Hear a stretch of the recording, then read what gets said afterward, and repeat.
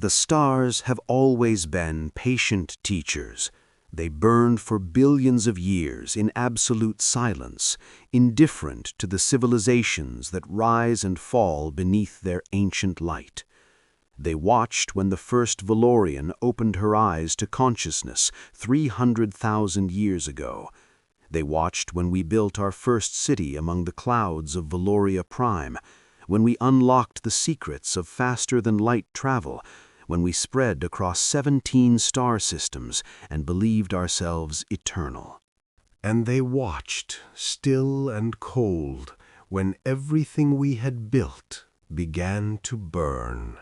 I am Kalin Vosthren, Senior Archivist of the Valorian Ascendancy, keeper of histories that span epochs.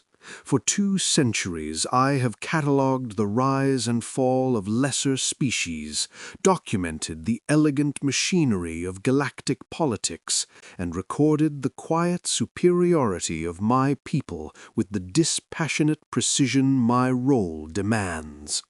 I have written of extinct civilizations with academic detachment, analyzing their failures as one might study the collapse of a dying star, interesting, inevitable, and ultimately impersonal.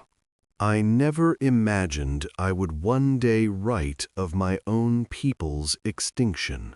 The Kethvor came without warning. That is not entirely true. There were warnings, but we did not recognize them for what they were. Disappearing colony ships, silent monitoring stations, entire research fleets that simply stopped transmitting. We attributed these losses to the dangers of deep space, to equipment failures, to the inevitable statistical tragedies of a civilization spread across light years. We were wrong. The first confirmed attack came at Valoria Tertius, a garden world of 4 billion souls. The planetary defense grid detected the approaching fleet 17 hours before arrival. 17 hours, enough time to evacuate perhaps a few 100,000. The High Council debated for 12 of those hours, unable to comprehend that anyone would dare strike at the heart of Valorian space. By the time they authorized evacuation, it was already too late. I remember watching the recordings from the orbital platforms. The Kethvor ships moved like a dark tide, thousands upon thousands of vessels emerging from folded space in perfect, terrible synchronization. They did not respond to hails. They did not issue demands. They simply began firing, and they did not stop until Valoria Tertius was a burning husk.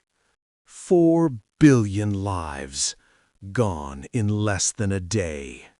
That was 18 months ago. Since then, we have lost Valoria Secundus, Valoria Quintus, the Ashari colonies, the Tethan cluster, and 17 smaller holdings. The casualty figures stopped meaning anything after the first 100 billion. Numbers that large become abstractions, symbols that the mind cannot truly comprehend.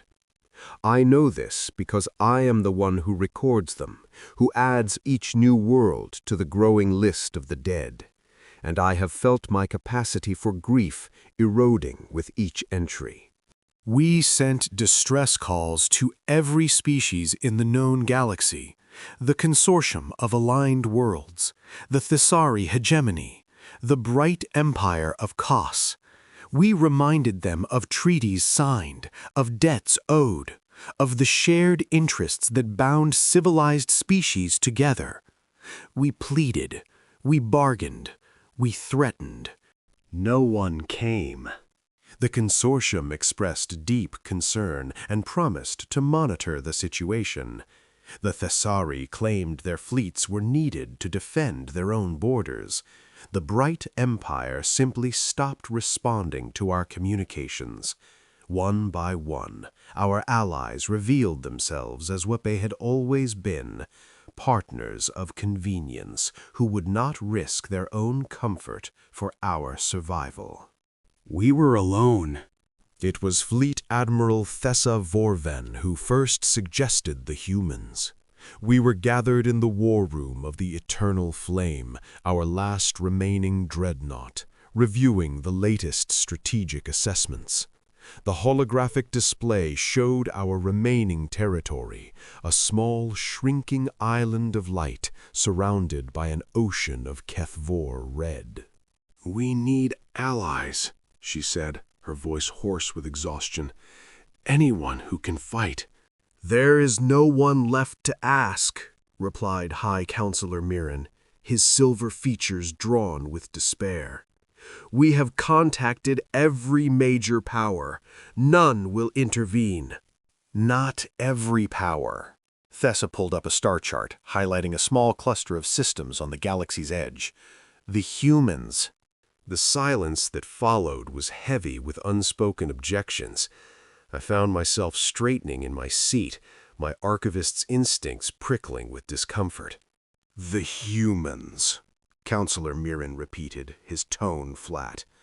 "You cannot be serious." They have ships. They have weapons. They have demonstrated a willingness to fight. "They are primitives," another counselor interjected.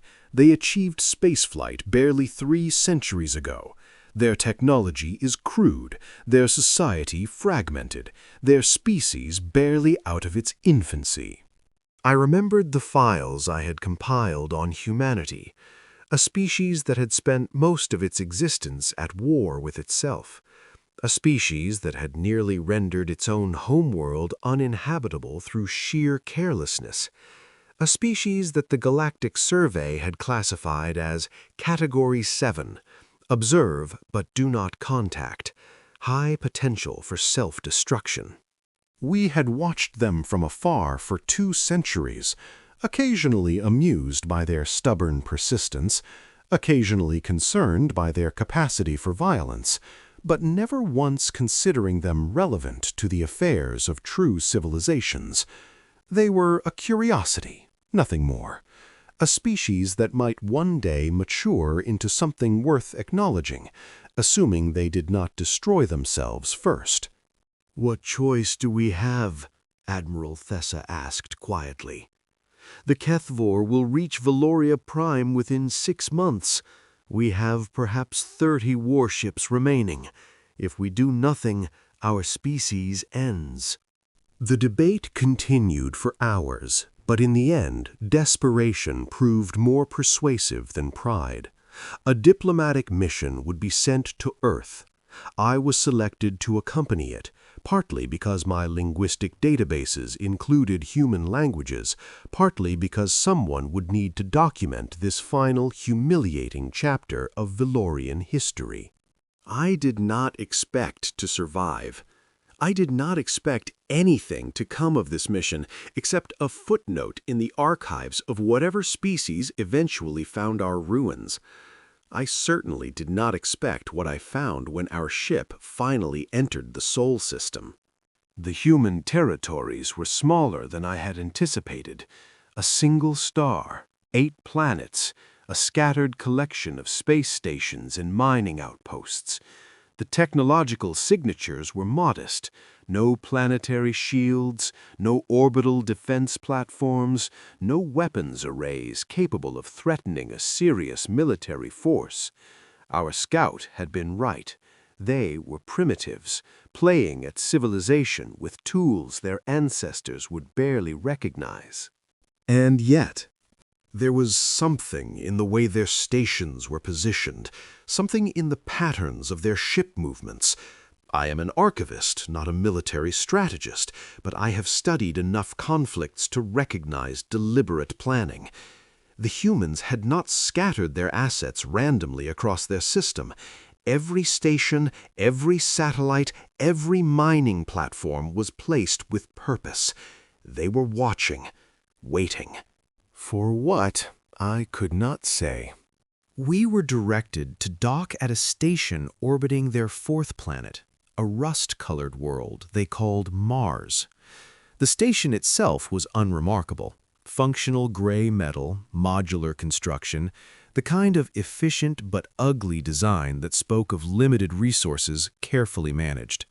Nothing about it suggested the grandeur of Vel'kari architecture or the elegant aesthetics of Thessari engineering. But it was clean, well-maintained. Every system I observed was operating at optimal efficiency. Every corridor was properly lit and ventilated. Every piece of equipment was exactly where it should be. This was not the work of primitives stumbling through their first experiments with space. This was the work of people who understood exactly what they were doing. The human who met us at the docking bay was a small female with dark hair and pale skin. She introduced herself as Commander Sarah Chen, diplomatic liaison. Her uniform was simple: dark blue fabric, minimal insignia, practical boots. No jewelry, no decoration, nothing to suggest rank or importance beyond the quiet confidence in her bearing.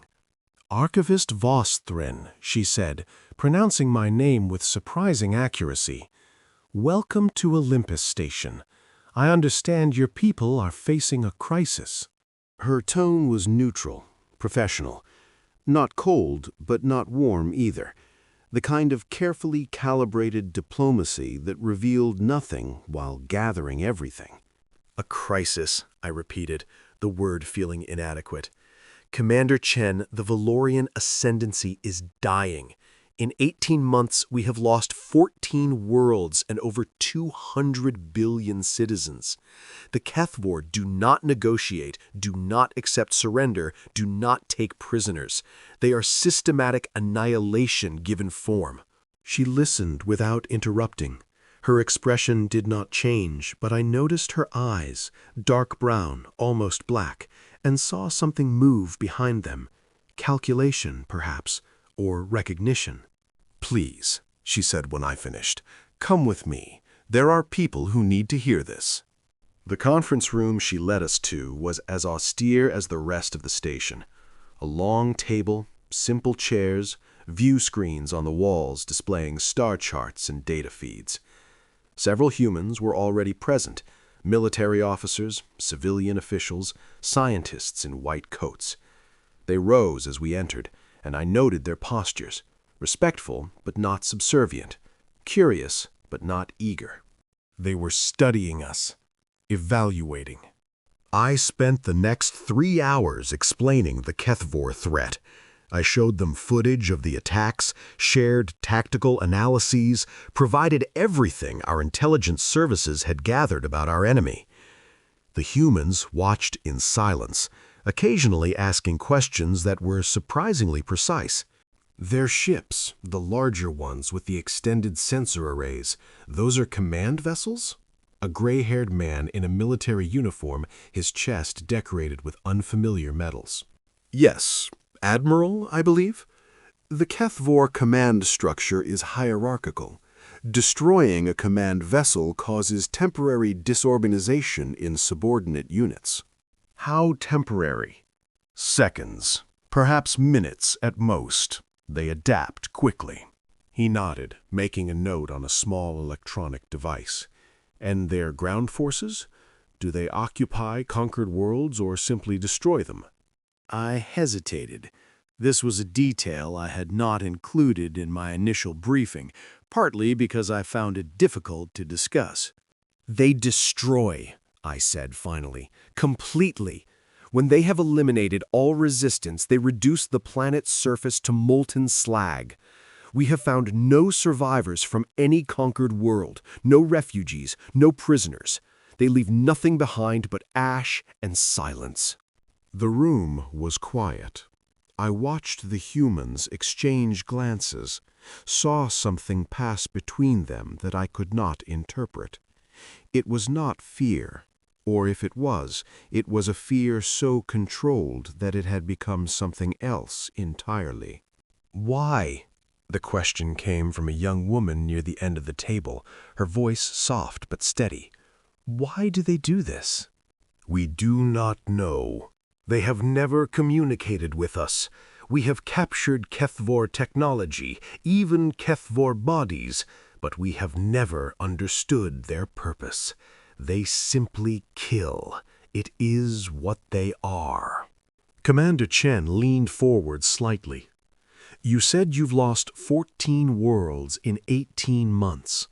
How many did you have before the war began?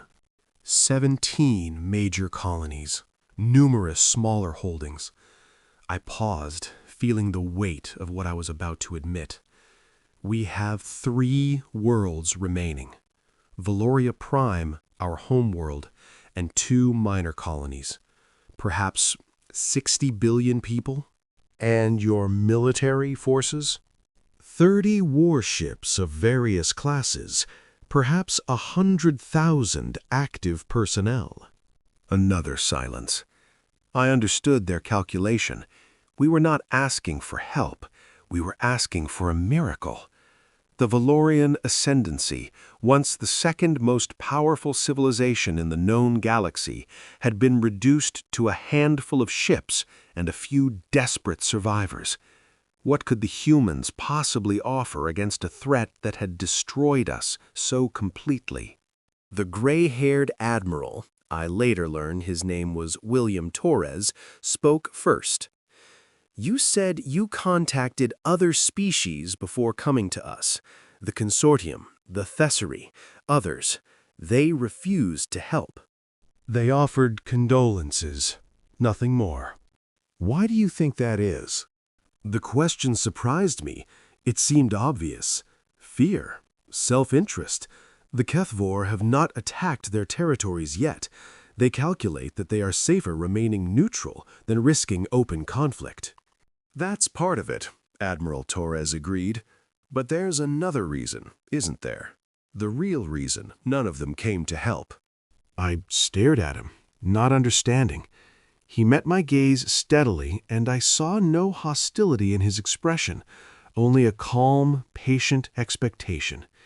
He was waiting for me to say something, to admit something. I do not, I began.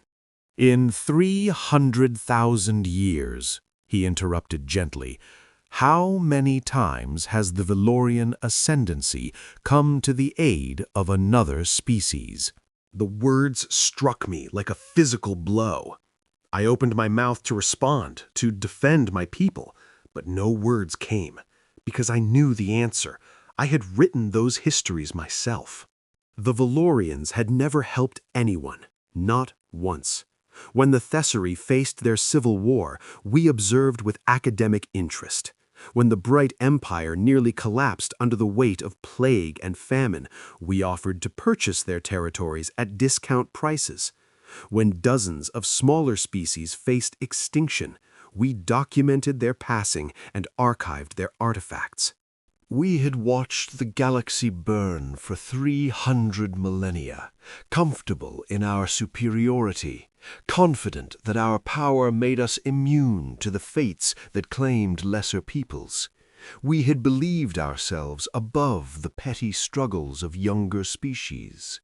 And now, when we needed help, we found ourselves alone, not because we were unlucky, because we had made ourselves alone. I have no defense, I said quietly. You are correct. My people have never. We have always. I trailed off, unable to complete the sentence. Commander Chen spoke again, her voice surprisingly gentle. Archivist, we're not saying this to humiliate you. We're saying it because we need to understand what we're dealing with. Not just the Kethvor, you, your people, your leaders. If we're going to help, we need to know who we're helping. If, I seized on the word, then you are considering? We're considering, Admiral Torres confirmed. That's all I can promise right now. We need to consult with our government, assess our resources, evaluate the tactical situation. This isn't a decision we can make in an afternoon. How long? A few days, maybe a week. You'll be our guests here on Olympus Station until we have an answer. A week. In a week, another Valorian world might fall. Another billion of my people might die. But I was in no position to demand urgency. We had come to the humans as beggars, and beggars did not set timetables. "Thank you," I said, the words feeling strange in my mouth. I could not remember the last time a Vel'kari had thanked a human for anything. "We are grateful for your consideration." The days that followed were among the strangest of my life. I was given quarters on Olympus Station, small but comfortable, with a window that looked out on the rust-red expanse of Mars below. I was allowed to move freely through most of the station, to observe, to ask questions. The humans answered when they could, politely declined when they could not, and never once treated me with the contempt I had expected. It was the lack of contempt that troubled me most. I had read the histories. I knew what my people had said about humans over the centuries. Savages with starships, dangerous primitives, a species that would destroy itself before it ever became relevant.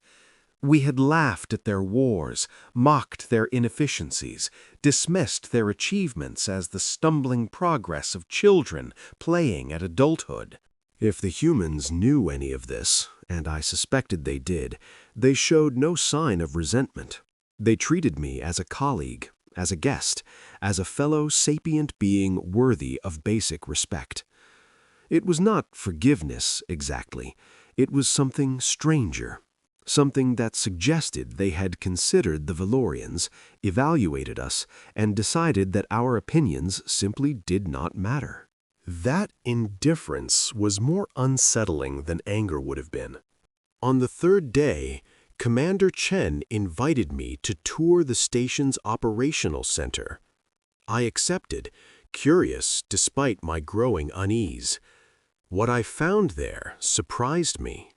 The center was staffed by perhaps 50 humans, each working at individual terminals arranged in concentric semicircles facing a central holographic display. Data streams flowed across screens, communication channels hummed with activity. Officers moved between stations with practiced efficiency. It was impressive, but not remarkably so. I had seen similar facilities on Vel'kari ships. What caught my attention was the display itself. It showed not just the Sol system, but a map of a much larger region of space, dozens of star systems, hundreds of stations and outposts, shipping lanes and patrol routes and communication relays that I had never seen in any intelligence report. "This is your territory?" I asked, struggling to keep the surprise from my voice. Commander Chen nodded. "Our core holdings, yes. We have additional presence in another 40 systems through various agreements and partnerships." 40 systems. The humans had expanded to 40 systems, and we had not known. Our intelligence services had tracked their major colonies, Earth, Mars, the moons of Jupiter and Saturn, but we had missed this. "How?" I asked. "Our surveys showed." "Your surveys showed what we wanted them to show." Her tone was matter-of-fact, without triumph or malice. "We learned early that the galaxy was watching us.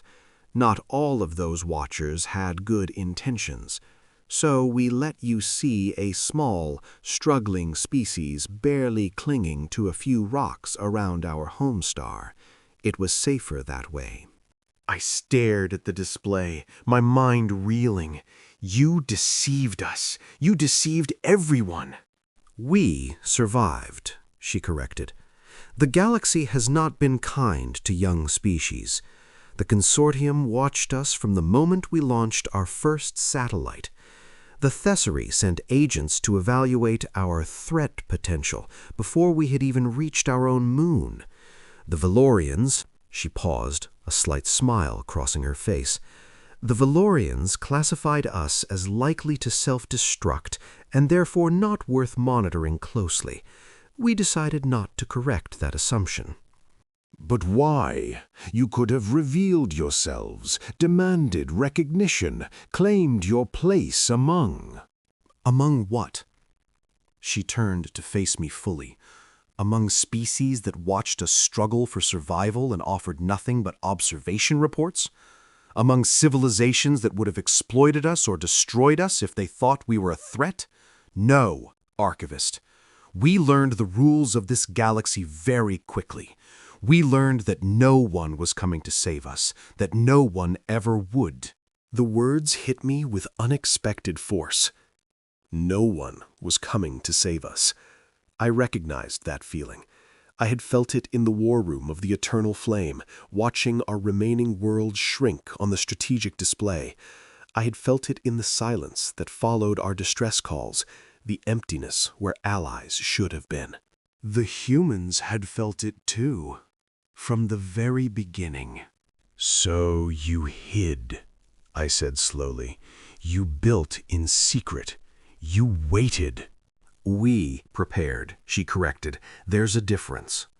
We knew that someday the galaxy would demand something of us. We didn't know what.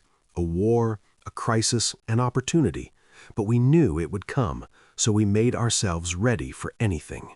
"And now?" She was quiet for a long moment. "Now we're deciding what to do about you." The decision came on the 5th day. I was summoned to the conference room where we had first met and found it filled with more humans than before. Military officers, civilian leaders, scientists, diplomats. Admiral Torres stood at the head of the table, his expression unreadable. "Archivist Vesthren," he said as I entered, "please sit. We have news." I took my seat, aware of every eye in the room fixed upon me. The silence stretched for a long moment before the Admiral continued. "We've reviewed your intelligence on the Kethvor. Our analysts have studied their tactics, their technology, their apparent motivations. We've run simulations based on the data you provided, and we've come to a decision." He paused, and I found myself holding my breath. "We're going to help you." The relief that flooded through me was so intense that I nearly collapsed. Help! They were going to help! We were not alone. "However," he continued, and the word cut through my relief like a blade, "we need you to understand something. We're not doing this for you. We're not doing this because of treaties or debts or any sense of obligation to the Vel'kari ascendancy. Frankly, your people have done nothing to earn our assistance." The words stung, but I could not argue with them. "Then why?" "Because the Kethvor won't stop with you." He pulled up a strategic display, showing the galaxy with Vel'kari territory marked in blue and Kethvor advances in red. Based on their current trajectory, after they finish consuming your space, they'll turn toward the Thessary Hegemony. After that, the Bright Empire, then the Consortium, and eventually, he highlighted the Sol System and its surrounding territories, us. You believe you would be a target. We believe everyone will be a target eventually. The Kethvor aren't expanding for resources or territory. They're not building an empire. They're eliminating competition. Every sapient species in the galaxy is on their list. It's just a matter of order. I understood. This was not altruism. It was strategy. The humans were not saving us out of kindness. They were fighting the Kethvor before the Kethvor could reach them. We were simply useful allies in a war that humanity had already decided to fight. And yet, as I sat in that room surrounded by human officers and diplomats, I found that I did not care about their motivations. Let them fight for survival. Let them use us as a buffer, as long as they fought. "What assistance can you provide?" I asked. "Ships? Weapons? We have facilities that can be adapted to human technology if—" "We're not sending supplies," Admiral Torres interrupted. "We're sending a fleet." I blinked. "A fleet? But your military resources, surely you cannot spare." "We're sending everything." The words did not make sense. I stared at him, waiting for clarification, for context, for some explanation that would make this statement comprehensible. Surely he did not mean. "I don't understand." Commander Chen stepped forward. Admiral Torres means exactly what he said, Archivist. The United Human Federation has authorized a full mobilization. Every combat-capable vessel in our fleet is being redirected to Valorian space. Every reserve unit is being activated. Every shipyard is operating at maximum capacity. We're not sending a token force or a symbolic gesture. We're sending everything we have. But that's... I struggled to find words. That would leave your own territories undefended. Yes. If the Kethvor were to strike here while your fleet was engaged, we would lose everything, Admiral Torres finished calmly. We're aware of the risk. We're taking it anyway. I sat in stunned silence. In 300,000 years of Valorian history, I had never heard of any species committing so completely to another's defense. It was madness. It was suicide. It was a level of commitment that made no strategic sense whatsoever. Unless they were confident they would win. The thought emerged slowly, like a shape coalescing from fog. The humans were not gambling. They were not making a desperate gesture of solidarity. They had analyzed the situation, assessed the risks, and concluded that total commitment was the correct strategy. Which meant they believed their fleet could defeat the Kethvor. How many ships? I asked quietly. Admiral Torres smiled. Not a triumphant smile, not a boastful one, a tired smile. The smile of someone who had been waiting a very long time for a moment they had hoped would never come. Perhaps it's better if we show you. The viewport on the station's observation deck offered a clear view of Mars and the surrounding space.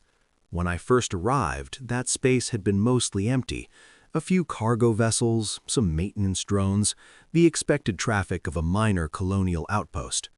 Now it was full of ships.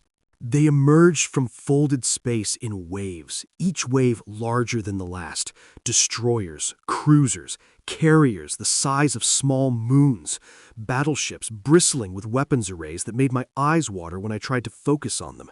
They kept coming, an endless tide of metal and firepower, until the space around Mars was so crowded that I could barely see the stars. 1,200 combat vessels, Commander Chen said quietly beside me. 400 support ships, 200 specialized assault craft, 17 mobile shipyards for field repairs, enough supplies and ammunition for an extended campaign. 1,200 combat vessels. The number was absurd. The entire Valorian Navy at its peak had never exceeded 500 ships.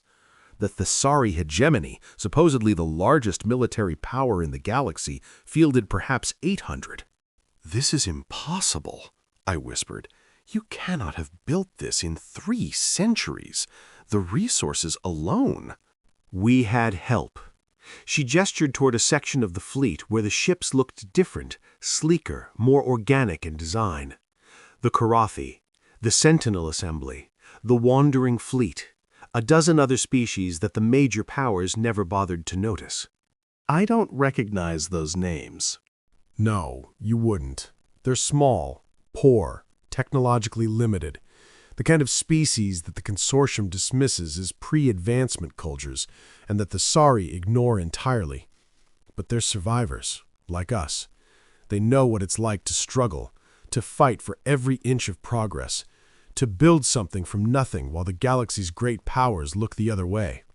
I stared at the fleet, at this impossible armada assembled from species I had never heard of, led by a civilization I had dismissed as primitive, a coalition of the forgotten, an alliance of the abandoned.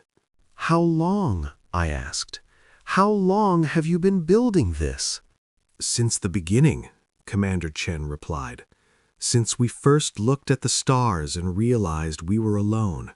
since we understood that no one was coming to save us, that the only way we would survive was if we saved ourselves. The fleet continued to assemble around us. More ships arrived every hour, sliding out of folded space with practiced precision. I watched them gather, watched humanity marshal its strength, and felt something I had not felt in a very long time. Hope. 3 days later, the human fleet departed for Vel'karian space. I went with them, aboard the flagship, a massive dreadnought called the Remember Earth. The name seemed strange to me. When I asked Commander Chen about it, she simply smiled and said, "It's a reminder of where we came from, of what we almost lost." The journey took 2 weeks at maximum fold velocity. I spent most of that time in the Strategic Operations Center, watching the human commanders plan their campaign. What I saw there changed everything I thought I knew about warfare.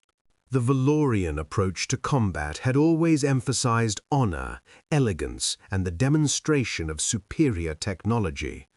Our battles were elaborate affairs, with strict rules of engagement and formal challenges issued before the first shot was fired. We believed that war was an extension of civilization, that even in conflict there should be dignity and order. The humans believed no such thing. Their strategy sessions were brutal exercises in pragmatism. They analyzed the Kethvor with the cold precision of surgeons examining a tumor. They identified weaknesses and planned to exploit them without mercy. They discussed attrition rates and acceptable casualties with the detached calm of accountants reviewing a budget. It was terrifying, and I began to realize exactly what the Kethvor required. You fight to destroy, I observed during one planning session. Not to defeat, not to force surrender, to destroy. Admiral Torres nodded. The Kethvor have made it clear they're not interested in negotiation. They don't take prisoners. They don't accept surrender. The only way to stop them is to eliminate them so completely that they can no longer threaten anyone. Anything less is just postponing the inevitable. But the cost, the resources expended, the lives lost, are acceptable, he finished. If the alternative is extinction, any cost is acceptable. That's a lesson humanity learned the hard way. We almost destroyed ourselves twice before we finally figured it out. Now we understand. Survival isn't about winning elegantly. It's about winning at all. Everything else is secondary. We emerged from fold space at the edge of the Veloria system. What we found there made my heart stop. The Kethvor had arrived ahead of us, their fleet, vast, dark, terrifying, surrounded Veloria Prime like a shroud. The planet's defense grid was still firing, but the shots were scattered, desperate, the last gasps of a dying world. Debris fields marked where Vel'karian ships had made their final stands. Communications channels were filled with distress calls, pleas for help, screams that cut off abruptly. We were too late. We had come all this way, brought all these ships, and we were still too late. No, the word escaped me as a whisper. No, no, no! Admiral Torres was already issuing orders, his voice calm and steady despite the chaos on the displays. All units, this is Fleet Command. Initiate Battle Protocol 7. Carrier groups, deploy strike wings. Battleship line, advance to engagement range. Support vessels, establish defensive perimeter. We're going in. Admiral, I said desperately, there are billions of people on that planet. They're dying. Can you— I know. He turned to look at me, and I saw something in his eyes that I had not expected. Grief. Genuine, human grief for people he had never met, for a civilization that had done nothing to earn his sympathy. I know, and we're going to save as many as we can, but first, We have to fight. The human fleet surged forward like a breaking wave.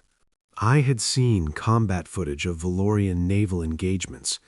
I had studied the great battles of galactic history, analyzed tactics and strategies from 100 different conflicts. I thought I understood what war looked like. I understood nothing. The humans did not fight the way the Valorians fought. They did not form elegant battle lines or execute coordinated maneuvers designed to demonstrate superiority. They attacked like a storm, like a natural disaster, like something that could not be reasoned with or stopped. Their fighters swarmed the Kethvor flanks in numbers that defied comprehension, thousands upon thousands of small craft piloted by humans who knew they might not survive, but attacked anyway. Their destroyers lunged at enemy formations with reckless aggression, exchanging blows at point-blank range, absorbing damage that would have destroyed Valorian vessels 3 times their size. Their battleships waded into the heart of the Kethvor fleet and refused to retreat, even as their armor buckled and their systems failed and their crews died at their stations. And behind them, the carriers launched wave after wave of fresh reinforcements, pouring ships into the battle faster than the Kethvor could destroy them. It was madness. It was suicide. It was the most beautiful thing I had ever seen. "They're advancing," Commander Chen reported, her voice tight with barely suppressed excitement. "The Kethvor line is breaking. They're pulling back from the planetary bombardment zone." On the display, I watched the human fleet push forward, forcing the Kethvor away from Veloria Prime by sheer weight of numbers and unwillingness to die. Ships were falling on both sides, human and Kethvor alike, but the humans kept coming, an inexhaustible tide of fire and fury. How? I asked. How are they doing this? "We trained for this," Commander Chen said. "Every human officer, every pilot, every crew member. We've been preparing for a fight like this since before I was born. We knew that someday we would face an enemy that couldn't be reasoned with, couldn't be deterred, couldn't be stopped by anything less than total commitment. So we made ourselves ready." But the losses are within acceptable parameters. She looked at me, and I saw the steel beneath her calm exterior. "Archivist, we're not martyrs. We're not throwing lives away for nothing. Every death out there is buying time.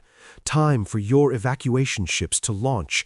Time for your civilians to reach safety.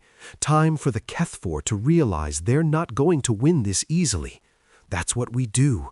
That's what we've always done. We endure. We persist.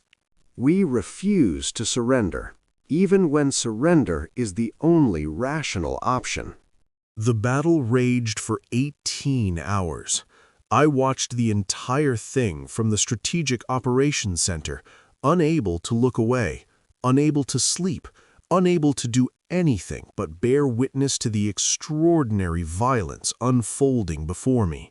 The Kethvor fought with their usual relentless efficiency. They adapted to human tactics, countered human strategies, exploited every weakness they could find. They were everything our intelligence had described: systematic, implacable, utterly without mercy. But the humans would not stop. Every time the Kethvor thought they had gained an advantage, the humans responded with something unexpected: improvised tactics, suicidal maneuvers that somehow succeeded, damaged ships that refused to retreat, fighting on with skeleton crews and failing systems until they had nothing left to give. The humans bled for every kilometer of space, and they made the Kethvor bleed with them. And slowly, impossibly, the tide began to turn. I saw the moment the Kethvor realized they were losing. It was subtle, a slight hesitation in their formations, a brief pause in their relentless advance. They had faced resistance before, certainly. They had faced desperate defenders and stubborn holdouts. but they had never faced an enemy that matched their commitment, that was willing to pay any price for victory. They were not prepared for humanity. The final assault came at hour 17. Admiral Torres gathered his remaining capital ships into a single strike force and drove straight for the heart of the Kethvor fleet, targeting their command vessels with everything he had left. It was a gamble. If it failed, the human fleet would be shattered, and Valoria Prime would fall anyway. It did not fail. The Kethvor command ships died in fire and plasma, their destruction rippling through the enemy fleet like a shockwave. Without their coordination, the remaining Kethvor vessels fell into chaos, their synchronized movements dissolving into confusion. Human fighters swarmed the disorganized enemy, picking off isolated ships, driving the survivors into retreat. By hour 18, it was over. The Kethvor fleet, what remained of it, was fleeing into deep space, leaving behind the wreckage of their invasion force. Valoria Prime was battered, scarred, its orbital defenses shattered, and its cities damaged by the bombardment that had been halted mere hours before the planet's complete destruction. But it was alive. My homeworld was alive. I stood at the viewport of the Remember Earth, looking out at the field of debris that marked humanity's victory. Thousands of human ships drifted among the wreckage, some intact, many damaged, too many destroyed. The cost had been staggering. The humans had paid for our survival with their own blood. Admiral Torres stood beside me, his uniform stained with coffee and his eyes heavy with exhaustion. He had been on his feet for almost 30 hours, commanding the fleet through the bloodiest battle in human history. He looked like a man who had walked through hell and emerged on the other side. We won, I said, the words feeling inadequate. For now. He watched a rescue shuttle pass by, collecting escape pods from disabled vessels. The Kethvor will be back. They'll regroup, rebuild, try again. But we'll be ready. Why? The question that had been gnawing at me finally escaped. Why did you do this? You could have waited, let us fall, used the time to strengthen your own defenses. Why did you risk everything for people who never did anything for you? He was quiet for a long moment. When he finally spoke, his voice was soft, almost gentle. Because no one came for us, he said. When we were young, when we were vulnerable, when we looked at the stars and begged for help that never arrived. No one came for us, Archivist. We survived anyway, but we never forgot that feeling. The loneliness, the despair, the realization that we were truly, completely alone. He turned to face me, and I saw something in his eyes that I had not seen before. Not anger, not pride, something softer, something that looked almost like compassion. We decided a long time ago that if we ever had the power to help someone else, anyone else, we would do it. Not because they deserved it, not because they had earned it, because no one should have to feel what we felt. No one should have to face extinction alone. I stared at him, this human admiral who had just sacrificed thousands of his people to save billions of mine. I thought of everything I had believed about humanity, the dismissals, the contempt, the casual assumption of superiority. I thought of the archives I had compiled, the histories I had written, the certainty with which I had pronounced judgment on species I had never bothered to understand. And I felt, for the first time in my long life, genuinely ashamed. We treated you as primitives, I said quietly, for centuries. We watched you struggle and did nothing, offered nothing, and yet you came anyway. Yes. How can you not hate us? Admiral Torres smiled, a weary, sad smile that carried the weight of more history than I could imagine. Hate takes energy, Archivist, energy that could be spent building instead of destroying. We decided a long time ago that we would rather build. It's harder, it takes longer, but in the end, it's the only thing that matters. The days that followed were filled with the grim work of recovery. Human medical teams deployed to Veloria Prime's surface, treating casualties alongside Velorian doctors. Human engineers helped repair damaged infrastructure, power grids, water systems. Human ships patrolled the system's borders, standing watch against the Kethvor's return. And throughout it all, I watched. I documented, I recorded this moment in history when everything I thought I knew about the galaxy was proven wrong. The Consortium of Aligned Worlds sent a message of congratulations, suddenly interested in the humans now that they had demonstrated their power. The Thessari Hegemony proposed a mutual defense treaty. The Bright Empire offered trade agreements and cultural exchanges. The humans accepted none of it. They watched your people die, Commander Chen explained when I asked about the refusals. They had the power to help and chose not to. That's not something we forget. We'll work with them when necessary, trade with them when useful, but we won't pretend they're allies. Real allies don't abandon each other when things get hard. Real allies. I thought about those words as I walked through the damaged streets of Veloria Prime's capital city. Human soldiers shared their rations with Velorian civilians. Human medics treated Velorian children for burns and radiation exposure. Human engineers worked alongside Velorian technicians to restore power to districts that had been dark for days. This was what alliance looked like. Not treaties and formal agreements, but people helping people, without calculation, without expectation of reward. A month after the battle, the Velorian High Council convened to discuss the future. I was invited to attend, not as an archivist, but as a witness, someone who had seen what the humans could do and might help others understand. The chamber was packed. Every surviving counselor was present, along with military commanders, civilian leaders, and representatives from the remaining colonies. At the center of the room, Admiral Torres stood beside a holographic display showing the current state of human Velorian operations. The Kethvor are regrouping, he reported. Our intelligence suggests they'll attempt another offensive within 6 to 8 months.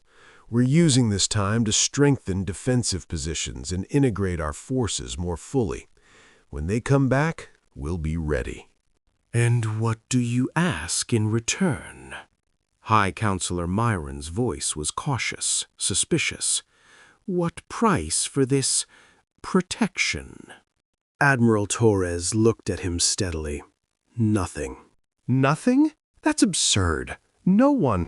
We're not asking for territory. We're not demanding resources. We're not seeking to dominate your people or absorb your civilization. Torres paused, letting his words sink in. We're here because the Kethvor threaten everyone. Stopping them is in our interest as much as yours. When the war is over, we'll go home. What you do after that is your business. The counselors exchanged confused glances. This was not how galactic politics worked.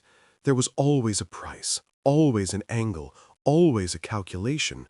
No one helped without expecting something in return. Except, apparently, humans did. You truly expect nothing? Counselor Mirren said slowly. Nothing at all. We expect you to survive, Torres replied. We expect you to rebuild. And someday, when another species is facing extinction and has nowhere else to turn, he smiled, a genuine smile that reached his tired eyes. We hope you'll remember this moment. We hope you'll choose to help them, even if they haven't earned it, even if it costs you something. Because that's how civilizations should behave. Not for reward, not for power, just because it's right. The chamber was silent. I watched the faces of my people, proud, ancient, humbled by circumstances they had never imagined, and saw something changing, something fundamental. The Vel'karian ascendancy had believed itself above the petty struggles of younger species for 300,000 years. Now we were learning what it meant to receive help we had never given, compassion we had never shown, sacrifice we had never made. It was, I realized, the most important lesson in our entire history. The war against the Kethvor lasted 3 more years. I will not recount every battle, every victory, every loss. The archives contain those details for anyone who wishes to study them. What matters is the outcome. The Kethvor were driven back. System by system, sector by sector, the alliance of humans and Vel'karians and a dozen other species pushed them out of civilized space. The cost was enormous. Millions of human lives, billions of Vel'karian, untold resources consumed by the machinery of war. But we survived. All of us. On the day the final Kethvor stronghold fell, I stood on the observation deck of the Remember Earth, now battle-scarred and rebuilt 3 times over, and watched the human fleet assemble for the journey home. They had kept their promise. The war was over, and they were leaving. Commander Chen found me there. She had been promoted twice during the war, and now wore the insignia of a vice admiral. The years had added lines to her face and gray to her hair, but her eyes were still the same, calm, watchful, carrying depths I was only beginning to understand. "You're leaving," I said. It was not a question. We have our own worlds to rebuild, our own dead to mourn. She paused. We'll stay in touch, if the Kethvor ever return, or if something else threatens. You'll come back. Yes. I turned to face her fully. This human who had been my guide, my teacher, my window into a species I had so completely misjudged. I am writing a new history, I told her. A true history, not the arrogant nonsense my predecessors compiled. I want future Vel'karians to understand what happened here, what it meant. And what did it mean, archivist? I considered the question carefully. In 300,000 years of Vel'karian history, we had witnessed the rise and fall of countless civilizations. We had observed the galaxy's great powers play their endless games of politics and war. We had believed ourselves the pinnacle of galactic evolution, the ultimate expression of what sapient life could achieve. We had been wrong. It meant that we were not as great as we believed, I said finally, and that you were far greater than we ever imagined. Not because of your ships or your weapons or your technology, because of your compassion, your persistence, your refusal to abandon others the way you were abandoned. I looked out at the human fleet, these improbable saviors who had come when no one else would. For 300,000 years, the Vel'karian ascendancy watched the galaxy suffer and did nothing. When we finally needed help, we found ourselves alone, and we deserved to be alone. But you came anyway, not because we had earned it, not because it was easy, because you remembered what it felt like to be forsaken, and you refused to let anyone else feel that way. I turned back to face her, and I found that my eyes were wet with tears I had not known I was capable of shedding. No one came to save us, Admiral Chen. No one in the entire galaxy would lift a finger for a species that had never helped anyone. We had made ourselves alone through centuries of indifference and arrogance. And then you arrived. Humans, the species we had dismissed as primitives, the savages with starships we had mocked and ignored. You came when no one else would. You bled for us when no one else cared. You saved us, not because we deserved it, but because you are incapable of watching others die when you have the power to help. She was quiet for a long moment. When she spoke, her voice was soft. That's a kind interpretation, Archivist. The truth is messier. We're not saints. We've done terrible things in our history, to each other, to our world, sometimes to others. We're capable of great cruelty and great stupidity, but we're also capable of learning, of growing, of looking at our worst moments and saying, never again. That is what makes you extraordinary, I replied. Not that you are perfect, that you persist in trying to be better despite your imperfections, that you hold yourselves to standards you know you will sometimes fail to meet. The Vel'karians never tried to improve. We assumed we were already perfect. You know you are flawed, and you fight to overcome those flaws anyway. That is a kind of strength we never understood. The human fleet began to move, ships sliding into formation for the long journey home. I watched them go, these unlikely heroes, these patient warriors, this species that had endured the galaxy's contempt and emerged stronger for it. Write your history, Archivist, Admiral Chen said as she turned to leave. Make sure they understand. Not just what we did, but why. Make sure they understand that no one has to be alone, that there's always a choice, that even the smallest species can decide to help, even when helping seems impossible. I will. I promised. I will make sure they never forget. She smiled, and for a moment I saw in her face the reflection of every human who had fought and died to save my people, the pilots who had flown into certain death, the soldiers who had held the line when all seemed lost, the medics and engineers and ordinary crew members who had given everything they had because someone they had never met was in danger. They were not gods. They were not invincible.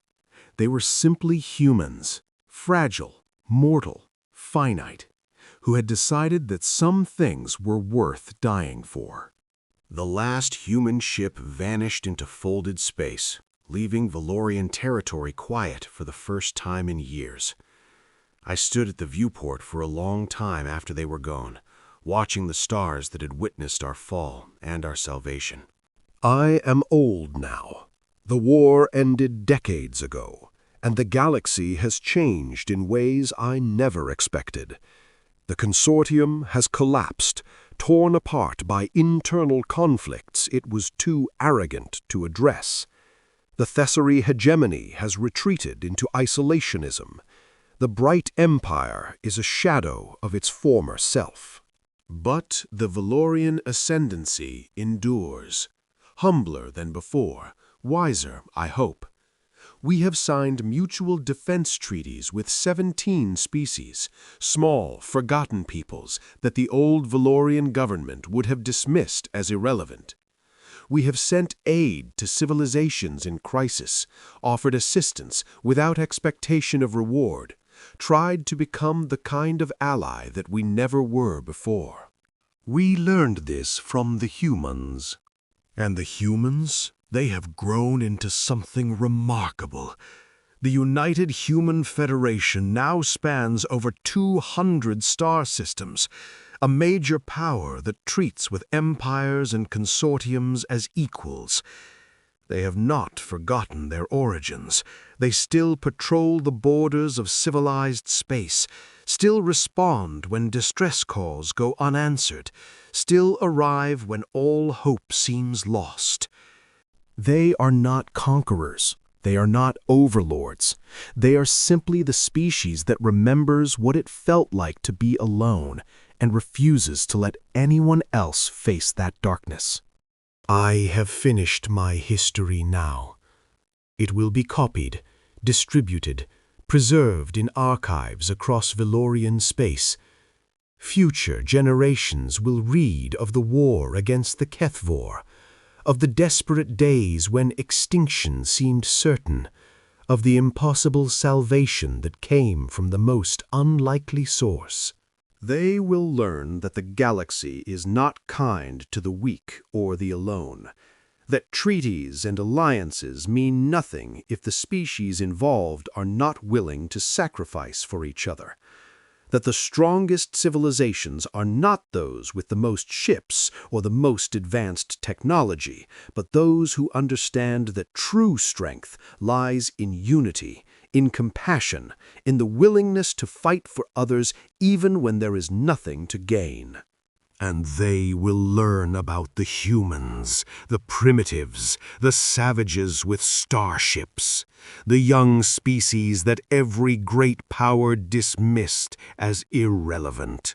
They will learn how humanity endured centuries of isolation and contempt, how they built in secret and prepared in silence, how they waited for the moment when the galaxy would finally need them. They will learn that when that moment came, when the Vel'karian ascendancy stood on the brink of annihilation and every other species turned away, the humans came. Not for power, not for reward, not because we had earned their help or deserved their sacrifice. They came because they remembered their own darkness, and they refused to let others suffer the same fate. The stars are patient teachers.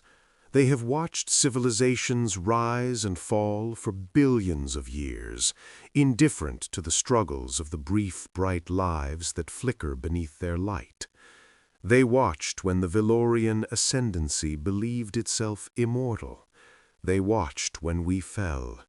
They watched when humanity arrived to pull us from the ashes. And they will watch long after I am gone as the galaxy continues to turn. New species will rise, new threats will emerge, new moments of crisis will test the bonds between peoples who must choose whether to stand together or die alone. When those moments come, I hope the lesson of humanity will be remembered. I hope that some young species facing extinction and despair will look at the stars and know that help is coming. That someone, somewhere, has decided that no one should have to face the darkness alone. Because that is humanity's gift to the galaxy. Not their ships, not their weapons, not their technology, their example. Their proof that even the smallest, most insignificant species can rise to greatness, not by conquering others, but by saving them.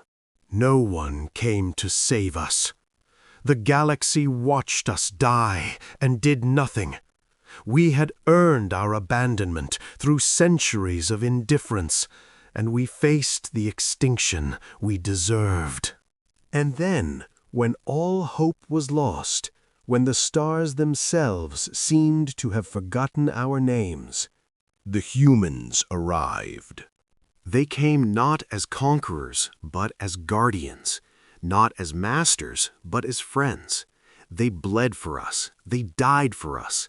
They gave us the chance to become something better than we had ever been. I do not know if there is justice in the universe. I do not know if the cosmos cares about the struggles of mortal beings, but I know this. In humanity's darkest hour, no one came to save them. They survived anyway.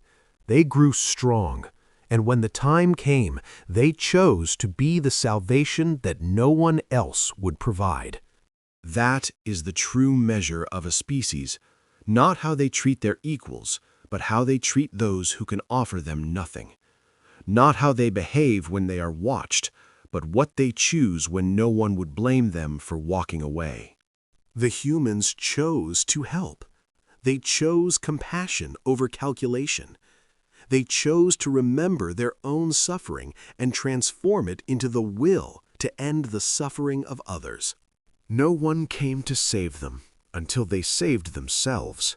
And then, having learned the terrible weight of abandonment, they became the ones who come when no one else will. That is humanity's legacy. That is their gift. That is why, for as long as stars burn and civilizations rise and fall beneath their light, the name of Earth will be spoken with reverence by species across the galaxy. Because when the darkness came, when the void reached out to swallow everything we had built, when the ancient and powerful species of the galaxy turned their backs on the dying, the humans arrived. And nothing was ever the same again.